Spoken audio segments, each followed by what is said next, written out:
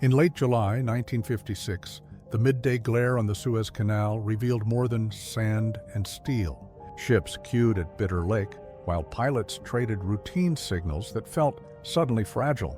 Speeches from Cairo had shifted the tone. London and Paris weighed phrases like treaty obligations and vital routes. Each statement seemed careful yet charged. The canal still moved oil and cargo, but talk along quay walls hinted at a deeper break.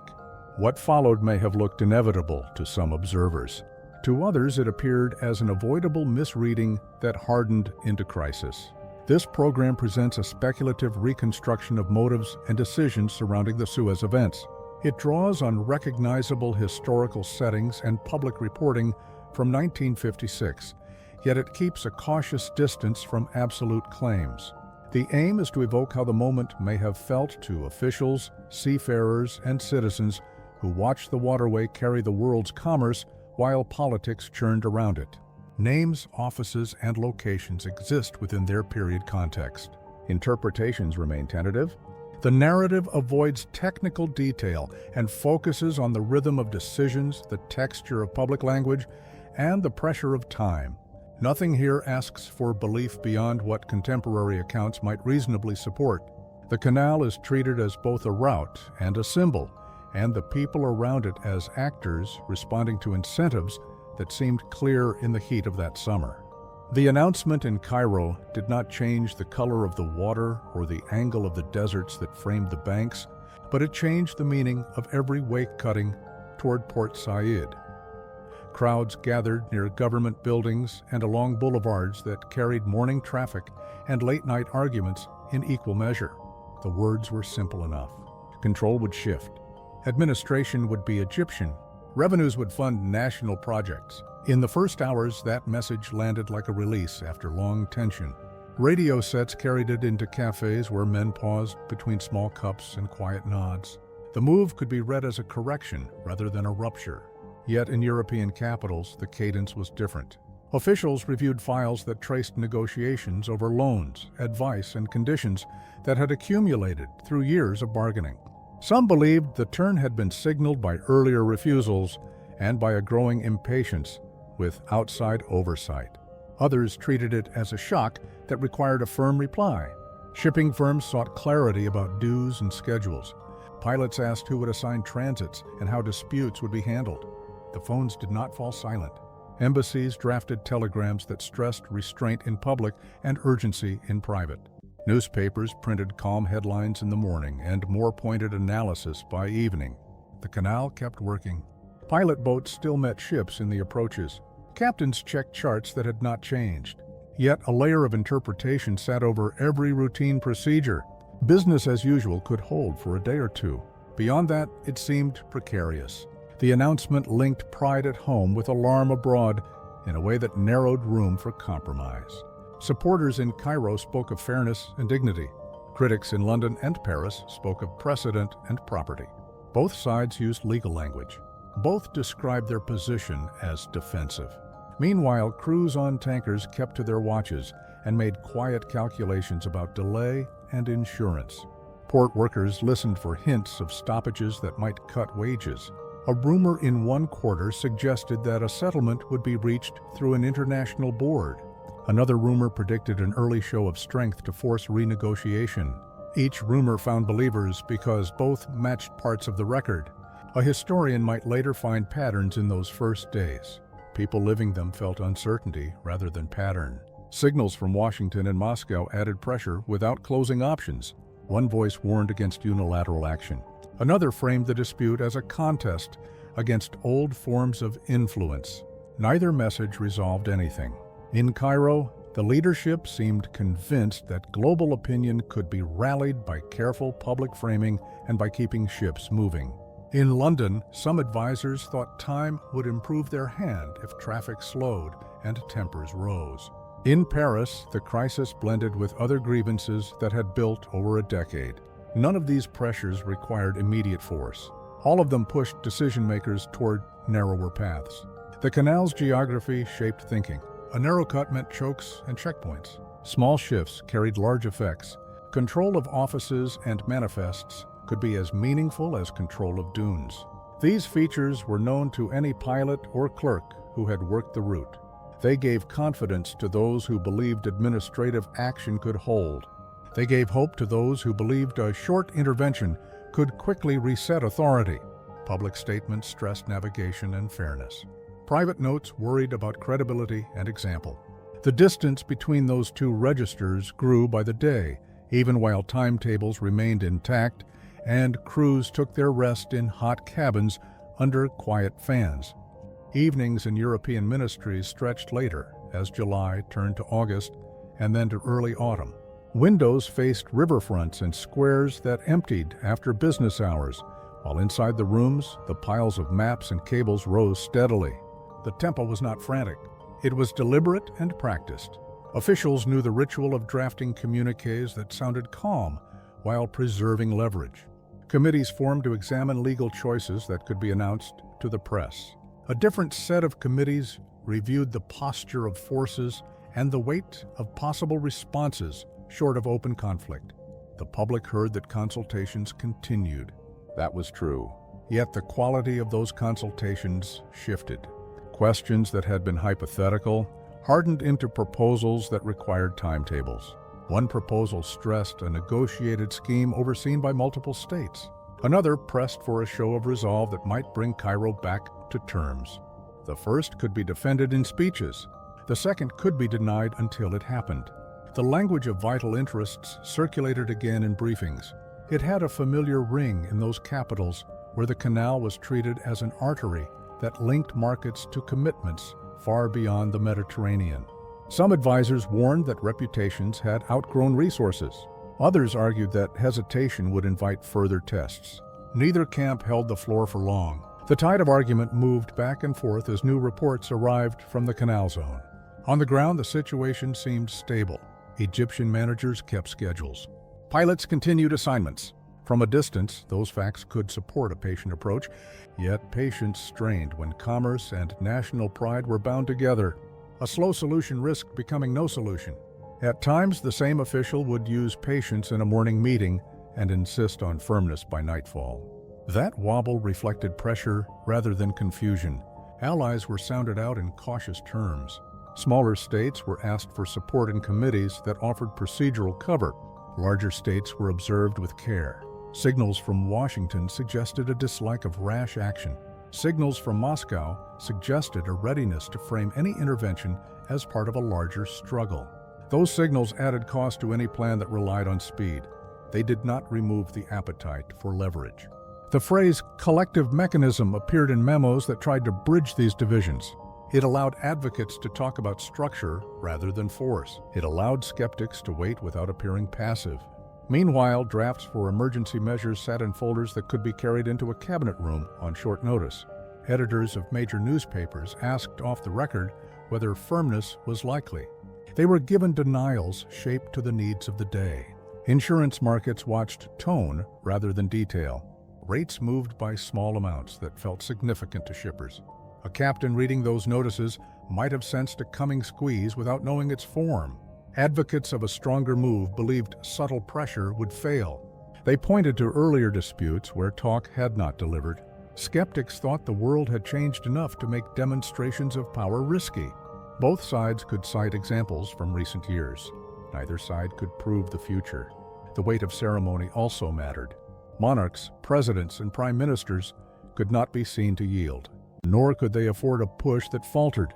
This balance shaped the careful language that issued from lecterns each week.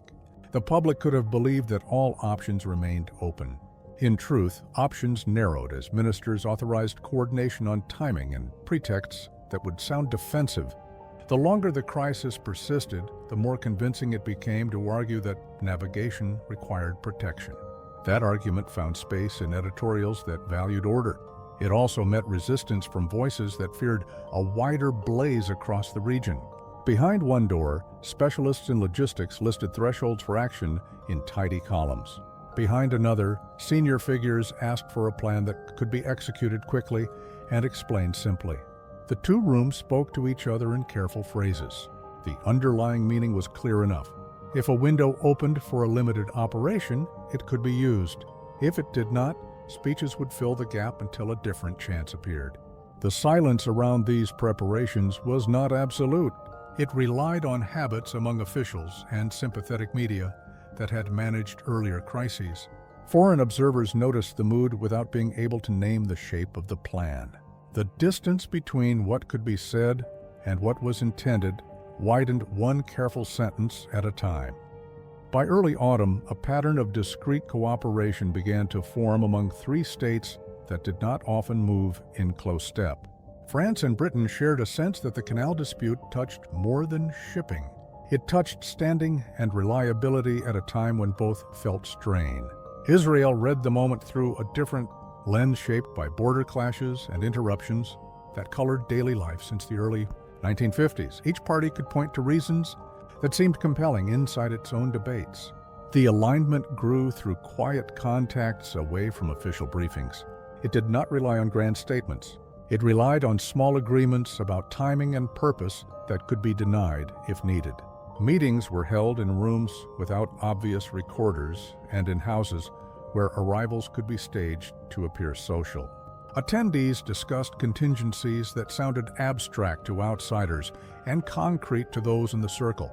The logic was straightforward to its authors. If one party moved first toward Sinai, others could appear as guarantors of order near the canal. The public explanation would emphasize protection of navigation and the separation of forces. The private expectation was that Cairo would face pressure from two directions and accept terms close to the status quo ante. The attraction of this approach was its simplicity. The risk came from the wider world that might reject the explanation. All three partners understood that risk. They believed speed could soften it. They also believed that ambiguous language could buy a few days of space. The understanding that emerged was not a treaty. It was a set of signals and promises that fit the calendars of leaders who watched opinion at home and the traffic on the waterway abroad. Drafters mapped how a move might look from different capitals. They tested phrases that would sound lawful to some audiences and urgent to others. They noted how previous crises had turned on perception as much as position. In this, they followed a pattern known to practitioners who had studied European conflicts since 1945. They also counted on the discipline of their own bureaucracies to keep the plan tight until execution. Reports from Cairo suggested continued confidence in domestic handling. Reports from New York indicated that debates at the United Nations would be energetic but slow. Those reports seemed to confirm that a window existed.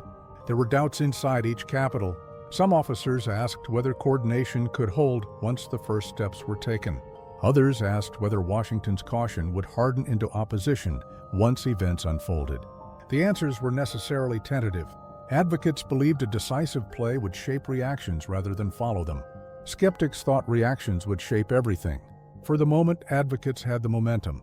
Practice flights and movements that could pass as exercises were scheduled in ways that made sense only to those with the plan in hand. Ships adjusted routines that looked normal but placed them within reach of the canal zone. The tone of public statements did not change. Spokesmen repeated lines about patience and law. They avoided detail that could trap them later. In Tel Aviv, discussions centered on routes and objectives that would secure a buffer while limiting exposure. In Paris, the debate mixed the canal with other theaters that colored national politics. In London, there was an awareness that the operation, if it came, would test not only capability, but also the patience of citizens who had grown wary of distant commitments. The three partners, nevertheless, judged that their interests overlapped enough to justify a gamble. They estimated that Cairo would be shaken by a quick sequence. They estimated that the United Nations would absorb the crisis with noise rather than binding action for several crucial days. They estimated that the superpowers would posture before they punished. Each estimate could be defended by examples from recent experience. None could be proven ahead of time. The alignment thus rested on confidence as much as on strength. It rested on a belief that improvisation under pressure would favor the prepared. As October neared its end, the pieces stood close to their marks. The world saw ships moving east and west as before. Inside a narrow circle, the expectation formed that the next tide would carry more than trade. Signals from Washington stressed caution and warned against hurried steps that might widen tensions. The language was measured, yet persistent, and it framed the canal as shared concern. Officials there appeared to value steady traffic and predictable dues over dramatic gestures. They also seemed to prefer talks that limited surprises and protected broader commitments. Moscow answered with sharper words that cast the dispute as resistance to lingering dominance. Its statements spoke to audiences far beyond Cairo and the Canal Zone. They suggested that a stand in Egypt could inspire others under similar pressure. Both capitals watched the same convoys enter and exit the Waterway. Both read those movements as evidence for their preferred approach. The United Nations called sessions that began in the afternoon and stretched past midnight. Delegates worked through drafts that traded firmness for votes and speed for legitimacy. Protocol gave shape to a debate that many felt in their stomachs rather than on paper. The chamber's microphones captured formal tones and carefully placed pauses. Corridors hosted quieter exchanges that were shorter and more revealing. Diplomats weighed sovereignty on one hand and free passage on the other. They asked whether a new arrangement could protect both values without rewarding brinkmanship. No formula seemed strong enough to survive the pride and fear at play. Statements from Cairo emphasized control without closing the door to supervised guarantees. Proposals from Europe emphasized supervision without accepting the reality of Cairo's decree.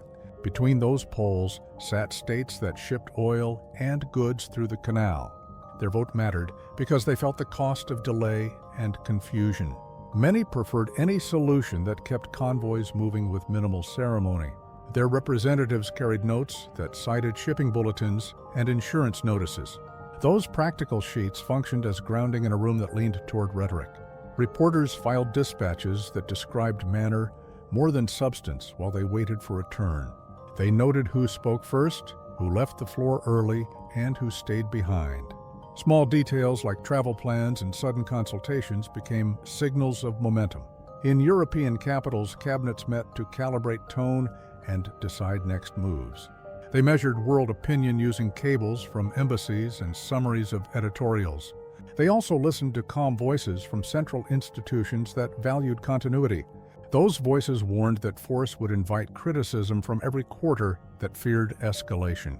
Advocates of decisive steps argued that criticism would fade if results looked tidy. Skeptics answered that tidy results were rarely within reach once action began. In Cairo, the leadership occupied a narrow ridge between celebration and pressure. It needed to show order in the zone while avoiding triggers that invited retaliation. Crews in the canal area continued their routines with an eye on rumors. Schedules remained visible, and that visibility carried meaning for every port still loading. Evidence that passages continued served as a counter to claims of crisis. Evidence that authority had shifted served as a counter to claims of theft. Each side gathered clippings and cables that seemed to prove its case. The longer the debate continued, the more those files took on a life of their own. Meanwhile, lines from Washington grew firmer against any step taken without broad support. Lines from Moscow promised support for Egypt's position inside the council chambers. Those promises sounded larger than their immediate effect, yet they were not empty. They offered a frame that many states found useful, or at least convenient. European leaders tried to design a bridge between these two currents and their own plans. They floated talk of an international user scheme that kept traffic regular and transparent. Cairo read that scheme as a disguised return to the former order and declined. That decline reinforced arguments for a different path in London and Paris. Israel watched these signals against the map of its own security concerns. Its calculations had their own tempo and their own chain of logic. Its leaders heard European anxieties and saw a chance to reshape the field nearby. In New York, the committee process moved forward, yet failed to resolve core friction. Each draft bent around words like rights and responsibilities, yet landed in the same place. The canal's conduct remained the evidence most people trusted, and the theater most people watched. Freight flowed, but diplomatic patience thinned, and that contrast shaped expectation. quiet calls widened the circle of officials aware that other measures were now possible. Exercises were scheduled that could pass for routine while serving another design. Ships altered tracks in ways that would be unremarkable to the public. The neutrality of those movements was a matter of reading, not a fact. Skeptics inside the relevant ministries warned that such steps rarely stay secret for long. Advocates believed the window would open and close before secrets mattered. The stage in New York did not close for the night, and neither did the working rooms. Drafts were retyped with small edits that masked big turns in intent. The documents did not mention coordination with outsiders, yet that topic colored every sentence. The weight of ceremony in the chamber kept the language careful. The pressure of clocks elsewhere kept the choices stark. The canal's banks grew quiet after sundown, as they always did. Radio speakers and guard posts carried music and announcements about schedules. Those small sounds suggested normality to listeners who wanted reassurance. They also served as background to decisions taken far away. Between those distant rooms and the narrow water, every actor recognized a simple truth. Meaning was being attached to each transit north or south. In that attachment, leverage shifted hands with each day that passed. That kind of leverage nourished both restraint and risk in equal measure. It allowed arguments for a patient scheme to keep ships safe and regular. It also enabled arguments for a limited move to restore what had been lost. The global stage did not dictate a single answer. It presented a menu with costs that rose by the hour. When final statements were read into microphones, they sounded definite. The men who signed them knew the ground under their feet still moved. The move began with speed that seemed to compress space across the region. In the first hours, direction lines on maps shifted from speculation to fact. Columns advanced across dry ground where supply and watchfulness set the rhythm. The intention appeared limited and focused, but the effect reached far beyond the first frontier. Cairo read the advance as confirmation of warnings issued in earlier speeches. European capitals treated it as a cue for steps prepared in reserve. A demand followed that called for separation near the canal and protection of navigation. It sounded procedural and neutral to some filtered ears. To others, it sounded like a ladder built after the wall was climbed. The justification stressed safety and order around a route used by many nations. The timing suggested coordination that could be denied but not fully hidden. At ports and bunkering stations, shipmasters studied notices that changed by the hour. Crews secured gear with extra care while they awaited fresh instructions. Freight managers recalculated passages that crossed narrow reaches of shallow water. None of these actions looked dramatic to a passerby. Together, they signaled a strain that could not be disguised for long. In the canal zone, control points tightened and new checks appeared around offices. Local staff kept their posts and tried to avoid sudden changes in routine. Their work gave substance to official claims that the waterway remained open. It also made the zone a focal point for any further step by outside powers. Statements in European parliaments and on national radio framed the intervention as reluctant. The tone claimed necessity rather than choice and service rather than advantage. Opponents at home asked whether the scale matched the stated aims. Supporters replied that swift action would prevent a larger breakdown in trade. Those paired claims found their way into the same newspapers on the same day. Far away, delegates in New York sharpened their language and called for a halt.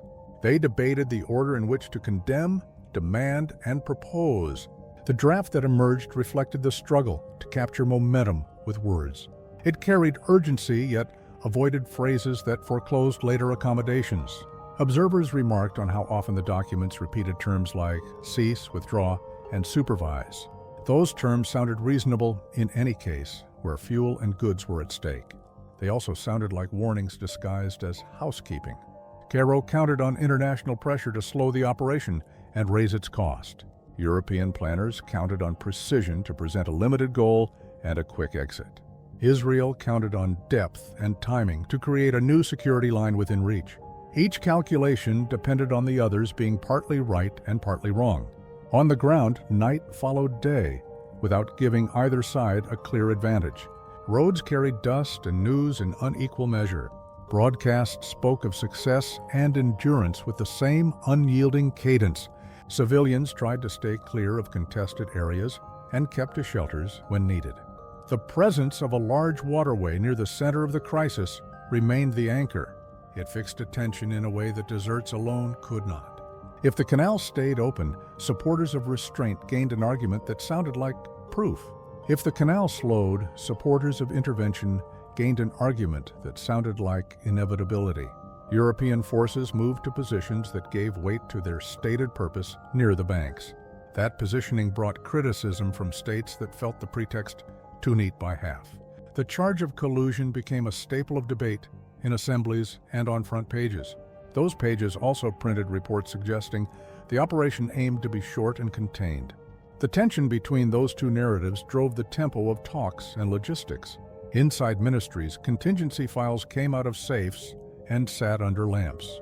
They described exit paths that relied on credible supervision by an outside body. They also listed indicators that would trigger a pause if world opinion hardened suddenly. A few days in, those indicators began to light up across several capitals. Messages from Washington moved from caution toward explicit disapproval. Messages from Moscow lifted in volume and widened in theme.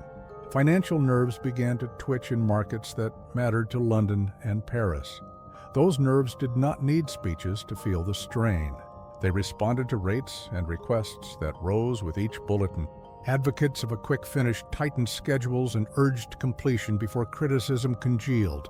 Skeptics argued that completion itself had become the problem, not the solution. The United Nations intensified efforts to place neutral oversight along key nodes.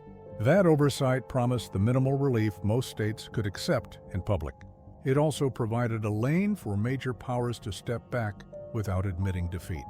The military tempo responded to those pressures as if pulled by wires from several rooms.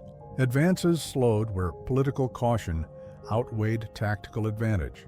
Announcements adopted terms that promised order through international presence rather than through force alone. The air around the crisis thickened with compromise words that could disguise retreat. On the banks and causeways, crews and clerks watched for signs that the fever would break. They looked for extra flags on pilot boats and for unfamiliar badges near gates. Those were the visible markers of a shift from confrontation to supervision. When they appeared, they did not carry triumph or shame. They carried relief and a sense of altered ground. The sudden strike had achieved clarity, but not the clarity first sought by its planners. It clarified limits that had been discussed in theory, but not tested in this combination. It clarified how quickly world opinion and financial pressure could reshape choices. It clarified that even a focused operation could not isolate itself from the canal's larger meaning. The advance reached its practical peak, and then the language of calendars and timetables took over. That language promised sequences rather than victories. It offered departures, inspections, and guarantees that sounded patient rather than proud. The transition did not erase the arguments that led to the strike. It placed them in a narrower lane with watchers on every verge. As the days unfolded, the limitations of imperial habit appeared in plain relief. London and Paris found that influence built over generations did not translate cleanly into leverage. The canal was a symbol of standing, yet symbols do not always yield to pressure. The operation that was meant to be brief drew the attention of partners whose support was essential elsewhere. That attention did not favor an extended effort. It signaled that costs would rise in places far from the desert. Inside cabinet rooms, the discussion turned from lines on a map to numbers on ledger boards.